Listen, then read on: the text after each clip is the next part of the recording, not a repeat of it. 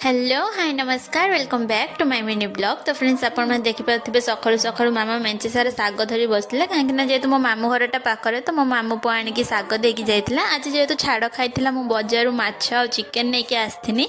तो मामा माछ केळी सारिकी लागि जाइतिले रुसई करिबारे आ सेतिकी भितर आस्थिला मोर भाई झियो से जते बेले भी मो पाखु आसे खाली सोई पड़े। तो मु ता निद्र उठेकी टे गेलो करथुनी आ ता मोर ए हंसटा देखते मते बहुत भल लागे। से बहुत क्यूट हेइतिला।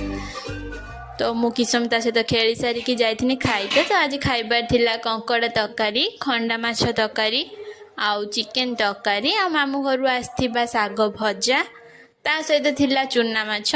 तो खाइबा पीवा कंप्लीट कर सारिकी बहुत दिन पर मोर आ मो भौणीर जाइथिलु बुलते। तो आम अष्टमपुर चौरा थिला एटा केनाल देके आमे जाउथुलु फोटो शूट करिया पे। एठी थिला कदली बन जेहेतु एठी कदली चाष हुए तो एठी मेंचे सारा गछ थिला और एई जगह रे आमे प्राय टाइम आसु फोटो उठेते। ए जगहटा बहुत सुंदर रास्ता मझीर दी साइड रे जो धान बिल मस्त देखा जाउथला और एथरो धान एते सुंदर हेची पूरा सुना फळिला भलिया देखा जाउची। किस समय आमे फोटो शूट कर साइला परे फेरी आस्थिलु।